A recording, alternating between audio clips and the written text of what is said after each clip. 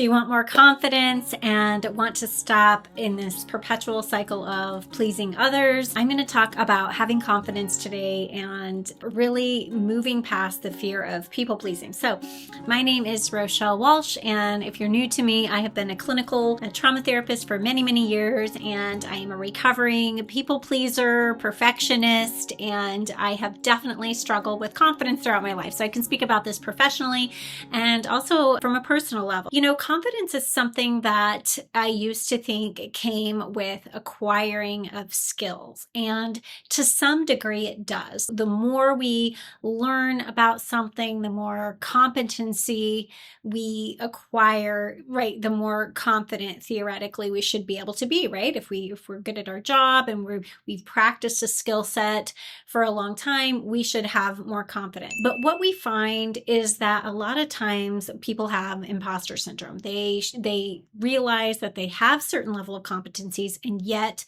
they don't feel confident, whether that's personally or in their professional life. And we're going to talk a little bit about that why, and then 3 steps to how you can move forward in being more confident. The first thing is to kind of understand where this comes from. I want you to think about the fact that we have different parts of self, right? We have the us that we think we should be, right? This list of things in our mind, the shoulds and ought tos, expectations that maybe we grew up with or that we hold for ourselves or that we project onto others, that other people have these expectations of us.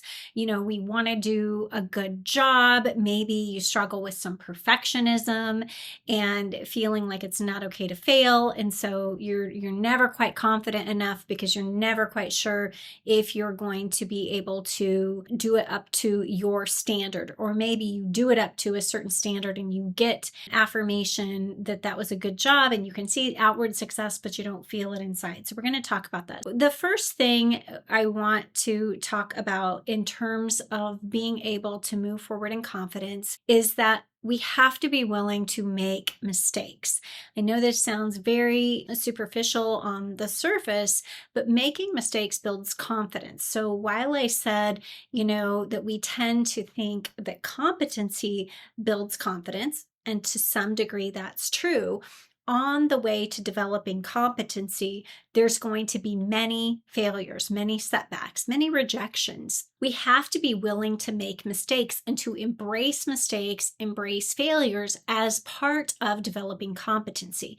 Because what happens is if we're not willing to make mistakes, we don't actually keep growing and learning. What we keep do is repeating what we've already learned and not being willing to take the next step. So we keep doing that thing over and over again, perfectly and more perfectly, but we get scared to move into something different because we don't want the mistakes that inherently come with growth. And if we're not growing, we're not going to have legitimate confidence because we are not designed to grow and to change and to move into new territories and new things. So the first thing is that we have to be willing to make mistakes. You almost have to be able to look for it, anticipate it, embrace it, not just tolerate it, but use those mistakes as evidence that I'm growing. I've really worked on this over the last several years where I really have come to a place where if I make mistakes, I say, well, it's because I'm doing something totally new. And look at me, I'm doing something totally new. And I don't say that outwardly. I say that to myself to say, congratulations, you're growing.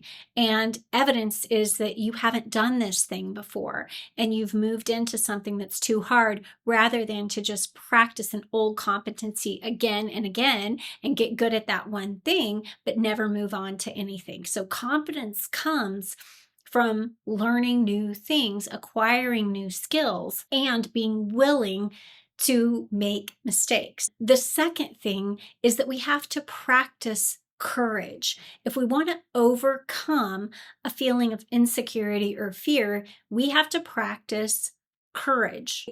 Courage being used by us, being exerted by us, is what helps us really build confidence, not fear. When we don't embrace courage, we nurture fear. The more we nurture fear, the more we feel less confident.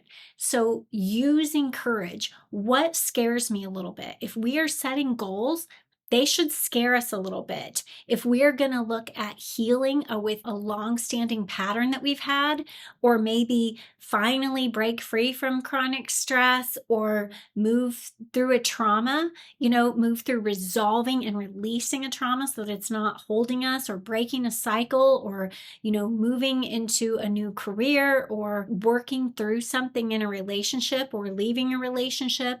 Whatever we're going to do that requires courage, we have to be willing to do those things to be able to find more confidence, because the more we're held back by our people pleasing, our fear of rejection or failure, the less confident we're going to become. So again, just like anything, we wish that we could wave a magic wand and feel more confident. We can't, but there are active steps we can take. So we can daily look at, what am I doing that requires courage? And the third thing is that we have to make decisions from the wiser part of ourselves. So when we're thinking about what are we practicing, if we are practicing indecision, if we are practicing fear of failure, if we are practicing people pleasing, the more and more we practice those things, the more and more habitual they become, and the more they erode confidence. Now, we might be able to think about it like this. We might be able to say, there's a part of me that really wants to do this, and then there's going to be that other part that says, you're not ready for that, or what if this, or it's really not that bad, or can't you just push forward a little bit? A part of me that feels like, I've always kind of had this dream of this I want to do. Or a part of me that feels like this just isn't right and I need to stand up and say something. Or a part of me that really thinks maybe I could apply for that thing. Or a part of me that's always wanted to blah, you fill in the blank, right? There's a part of us that wants to grow, wants to do new things.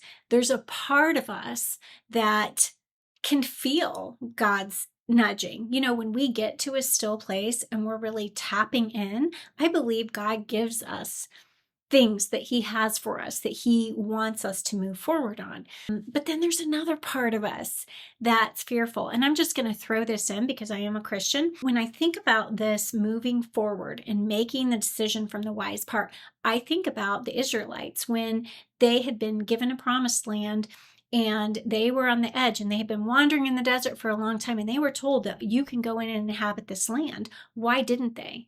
Right? Because they feared the unknown.